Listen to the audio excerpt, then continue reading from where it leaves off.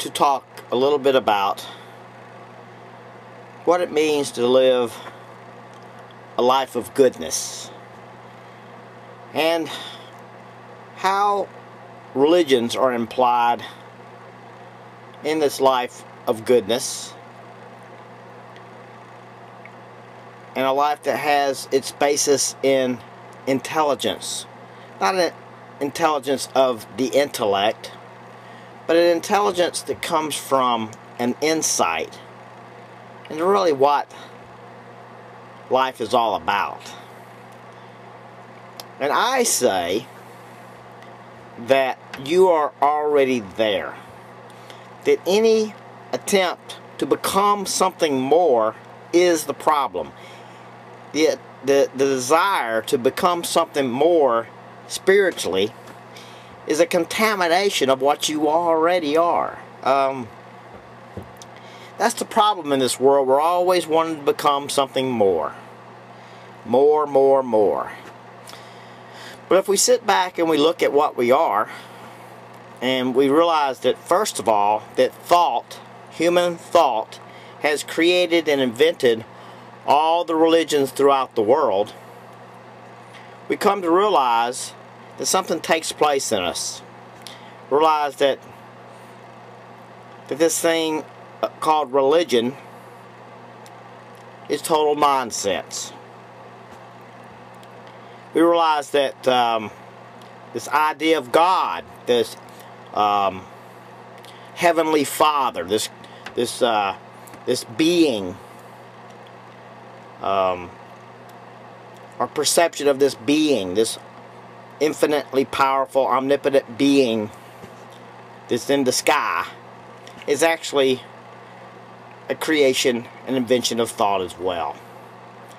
So all religions are nonsense. This idea of God, and the actual reality of God, in the sense of any religion, in the sense of any supernatural being, is absolute nonsense. We come to realize that there's something really sacred about the universe and the cosmos and life on Earth,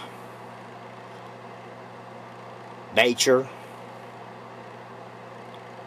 There's something very sacred to everything if we can just get rid of all this bull that we've been conditioned to believe. We have been programmed, in fact, genetically programmed. We've been biologically programmed, and we have been environmentally programmed, conditioned to believe all kinds of nonsense. And the human brain is very good at projecting illusions. It can hallucinate and project whatever that conditioning in that brain has instilled in it. So we have to look at the fallibility of human thought. Isn't that really where intelligence lies, is when we realize the fallibility of human thought, how each one of us is fallible, and that our conclusions are not always correct. So if you notice that everything in the realm of religion, in the realm of science and physics and mathematics, is whatever view somebody has. They're going to use all the information they can put together to support and substantiate that particular view. And I have realized that although religions are nonsense, I have also seen some problems with pure evolution. Not that evolution did not exist or did not happen. Evolution is a fact. Evolutionary processes of life are facts. Our own Earth tells us this. Okay? You can't get around that fact. But pure evolution in the sense of natural selection left to itself on its own is questionable, because there seems to be some outside cosmic energy. You know, there's electromagnetism, there's all kinds of forces in the universe that lend some questions to their, in the form of cosmic rays, neutrinos, on and on. And I talked about this in one of my videos. There's other stuff going on. But we have to look that God, period, in the sense of human thought that has created, does not exist. Okay? If that God existed, very simply, it would reveal himself or itself to us. But this God does not reveal himself because he does not exist. And it would be kind of you have to ask yourself, what kind of God would it be that has all this power to create and to do all these different things, talk to people in the past and da-da-da-da-da-da, you know the story. What kind of God would that be that would not reveal himself to every human being, to each individual, or to all of us at once? Be a very arrogant God, wouldn't it? Be a very sinister God.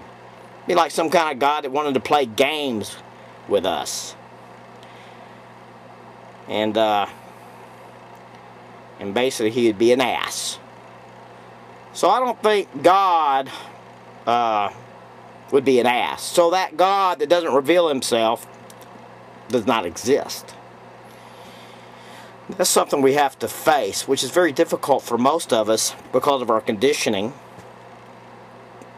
and our programming to handle. And life has very beautiful consequences when we realize that we're utterly and totally responsible for our own actions. Each one of us is completely responsible for our actions. And if you look around the world, the suffering, the different diseases, the parasites that can infest a little baby. If you look at all the different things that go on, people starving to death all over the world. If you look at all the things that are going on in the world, you have to ask yourself, why would a God, an omnipotent, infinitely powerful, omnipresent God, allow this to happen? Well, the fact is, there is no God allowing this to happen because that God does not exist. And I wish you would everyone would realize, you could realize that by realizing this, we make a step forward into an intelligence that goes beyond thought. And I think it's very important to realize that each one of us is really the same. We're not different. We're all basically the same. No matter where you go in the world, each one of us, every human being, is basically the same, aren't we? And I think it's important to have that unconditional love for each other and to accept people as they are. I'm not trying to change you. I accept you as perfect the way you are. I don't care how you believe. It doesn't matter to me. I'm just trying to share with you what I have learned. And I just don't think that we're living in an age that there's no reason for you to be confused about life, about where we came from, about where we're going. There's no reason to be confused, although it doesn't look good where we're going, because we're going to destroy ourselves, probably because of, not from nuclear war, but other scenarios of overpopulation and so forth and so on. That's a whole nother topic. But the bottom line is that God does not exist. Okay? The God of religion, the supernatural God, does not exist. Now what this energy is in the cosmos, this energy of the universe, that's a whole nother question of research. But you should question all your gods when you're looking into what made you and what made that rabbit and what made that deer, what made that horse, you know, what made that bat or that whale or that dolphin. You should question all gods. and look into the truth of what brought this thing called life about. Because something very sacred to this reality, to the what is. And I say that you are already there. And any attempt to become something more spiritually is a contamination of what you are. Peace.